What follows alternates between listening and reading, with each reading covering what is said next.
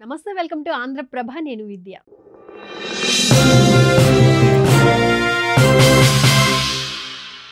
శతాబ్దాల కాలంగా ఎంతో ఘన చరిత్ర కలిగి ఉన్న ప్రాంతం హైదరాబాద్. ఎన్నో పోరాటాలకు, త్యాగాలకు ఆలవాలం. నిజాం పాలన మొదలు రజాకార్ల అణిచివేత, తెలంగాణ సాయుధ పోరాటాలన్నీ భాగ్యనగర చరిత్రలో ఓ భాగం. ఈ పోరాటాలే హైదరాబాద్ నగరానికి ప్రత్యేకమైన స్థానాన్ని కల్పించాయి. అంతేకాదు, ఇక్కడ ఎన్నో చారిత్రక కట్టడాలు, అలనాటి వైభవానికి చిహ్నాలు. అందులో ఒకటే పాత బస్తీలో ఉన్న గుల్జార్ హౌస్. అయితే గుల్జార్ హౌస్ అనేది ఇల్లు కాదు, ఇది ఒక ఫౌంటైన్. 1591వ సంవత్సరంలో మహమ్మద్ కులీ కుతుబ్ షా చార్మినార్ నిర్మించగా, ఆ మరుసటి ఏడాది అంటే 1592లో చార్మినార్ నలువైపులా కమాన్ల నిర్మాణం జరిగింది.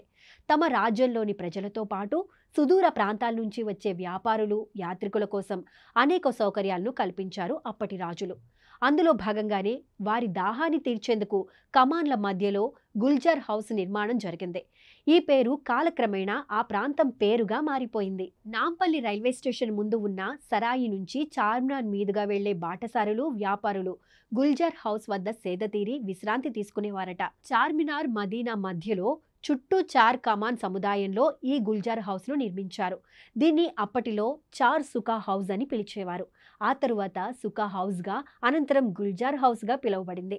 ఇక ఇది 4 కమాన్ల నుంచి సుమారు 350 అడుగుల సమాన దూరంలో నిర్మించబడింది.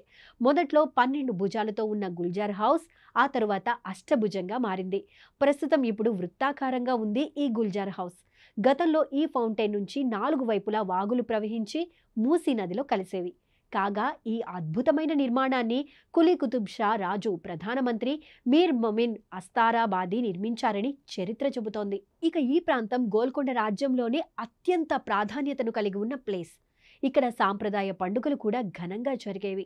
చార్మినార్కు ఎదురుగా ఉన్న ద్వారాలకు, కమాన్లకు ప్రత్యేక చరిత్ర ఉంది. ఈ నేపథ్యంలోనే వీటి మధ్యలో కట్టిన గుల్జార్ హౌస్కు మరింత ప్రాధాన్యత ఏర్పడింది. అంతేకాదు, ఈ గుల్జార్ హౌస్ జాతీయ వారసత్వ సంపదగా గుర్తింపు పొందింది. అలాగే ఇక్కడ బంగారు వ్యాపార కేంద్రాలు, వాటి నుంచి నేటి వరకు నిర్వహణలో ఉండటం విశేషం. ఆ వారసత్వాన్నే కొనసాగిస్తూ గుల్జార్ హౌస్ భవనంలో కొన్ని వ్యాపార సంస్థలు ఇప్పటికీ నగల వ్యాపారాన్ని కొనసాగిస్తున్నాయి. తాజాగా అక్కడ జరిగిన భారీ అగ్ని ప్రమాదంలో చిన్నారులు సహా 17 మంది ప్రాణాలు కోల్పోయారు. ఈ ఘటనతో ఆ ప్రాంతమే కాదు, యావత్ దేశమంతా శోక సముద్రంలో మునిగిపోయింది.